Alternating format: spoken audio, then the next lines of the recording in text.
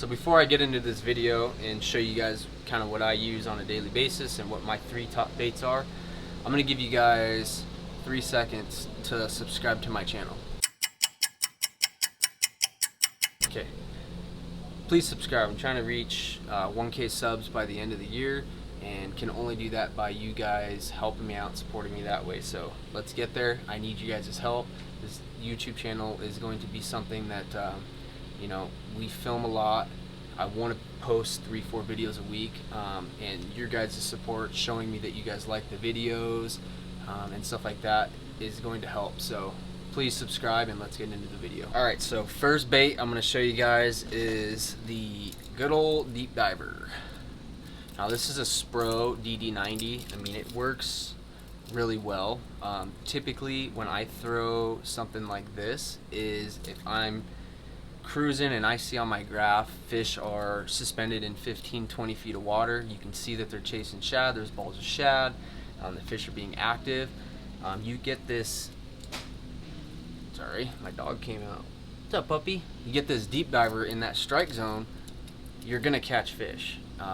Typically what I will do with a deep diver is, you know, I'll launch my bait 50-60 feet past where I know the fish are at, say they're on a point or whatever. I'll get that thing, crank it quick into the strike zone, and then I'll pause it. I'll rip it, rip it, rip it, reel it, pause it, rip it, pause it. And typically those fish, when you go to rip it and then you pause it and you go to rip it again, that's when you have a fish on.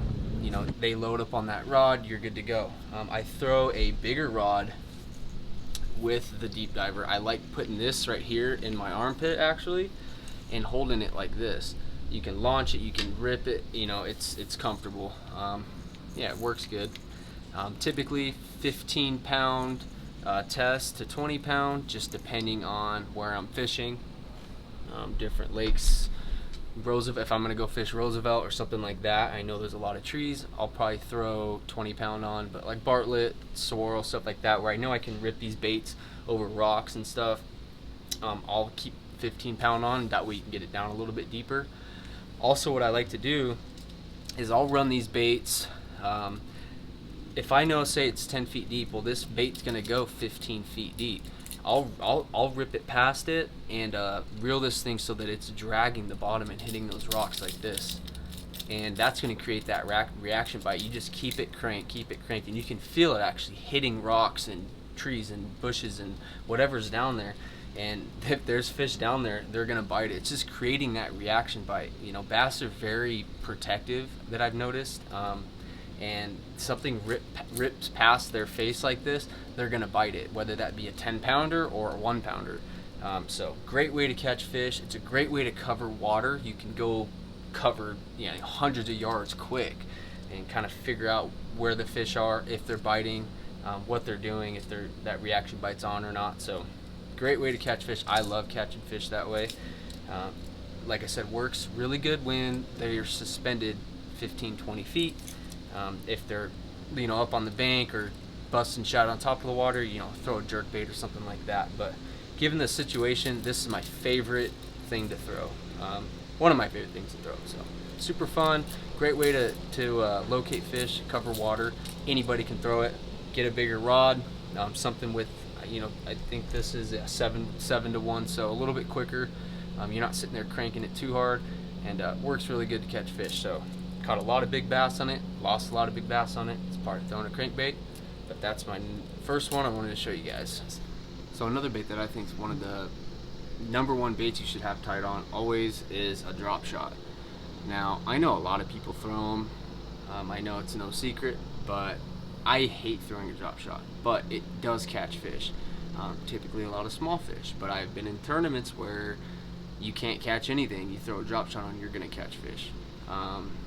If it's say it's super sunny out, it's 9-10 o'clock in the morning, bite's kind of slowed down, don't know really what's going on, you go to a point and start throwing a drop shot in 20-25 feet of water, you're gonna catch fish. And it's a good way to locate fish. I've caught big fish doing it, and I've caught a lot of small fish doing it. So I always throw it on a little 1/0 hook, typically with a 3/16 ounce drop shot weight is my favorite. I will go heavier if it's windy. That way you can just get it down to the bottom faster and the wind's not pulling your bait around. So, but if it's calm out, it's sunny, you're on a point, throw this 20-25 feet of water. I usually have it about a foot away from the bait. I know some guys like to throw it closer, some guys like to throw it further. This works for me. I've always caught fish doing it this way. A couple baits that I like to throw with the drop shot. I'll throw it's a 4.5-inch straight tail. It's the Orange Crusher. These things work great. They're kind of expensive, but they work great. Another thing is another RoboWorm 4.5-inch straight tail, the Salt and Pepper. I've caught a lot of fish on this one too, especially with the chartreuse tail in dirtier water. This past tournament that we won at Bartlett the other day, water was a little dirty. It's been raining a lot here, and I was able to catch a lot of fish on this thing, so works good. Like I said, if it's windy, throw in a little bit bigger weight, 1/4 ounce. But if it's kind of calm and it's sunny out, it's hard to catch fish, throw a drop shot on, and guarantee you're gonna catch something. So that's kind of my rant on a drop shot. Like I said, not a huge fan of throwing a drop shot, but it is one of the best and most efficient ways to catch fish. I don't care what anybody says. So there's that one. So the last bait I'm going to show you guys, and my favorite bait to throw, is going to be a Texas rig. Typically with a chigger craw from Power Bait right here. 4-inch. These things work amazing. They got crazy legs on them, which is the long tentacles, and it's something about those, man. I catch a lot of fish. My favorite thing to throw, especially when it gets dark out, and those fish are up shallow looking for crawdads on the bank. It's a great way to catch fish. That tournament on Friday that we won, we actually caught the big 5.9 pounder on this exact bait right here, on this exact chigger craw. Works great. Like I said, any time of the day it works. I like to typically, when it gets dark or in the evening, I'll throw a chigger craw. I like to bang the bank with it.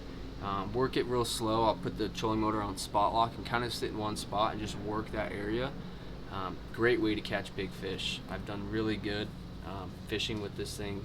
Like I said, especially at nighttime, if you throw this thing at night, bang the bank with it, get that thing right on the bank. Those fish are up shallow looking for crawdads, so you run this in a big one's face, they're gonna bite it. So it works really good on catching bigger fish. You might not catch a lot of fish, but the bigger ones seem to love crawdads. So yeah, works good for me. So I love throwing this. It's my favorite bait to throw.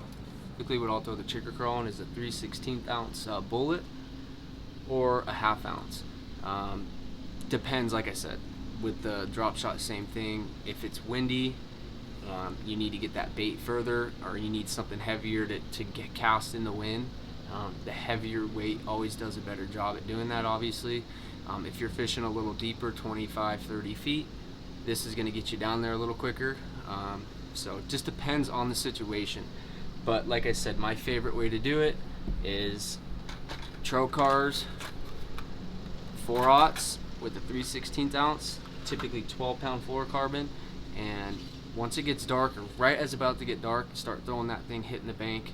I know we fish a lot of night tournaments here in Arizona, so we're fishing at night all the time, and that once it gets dark, that's what I stick to. I catch a lot of big fish doing it, and it's a great way to catch fish. So it's super freaking hot out here, and I'm trying to film this video. I wanted to get something out like this just because we did win that tournament Friday, and I had to kind of figure out things. No one kind of tells you what's going on, and I don't know. So I like to help people out, especially kids that are coming up and want to learn how to catch fish. Hopefully this video is helpful.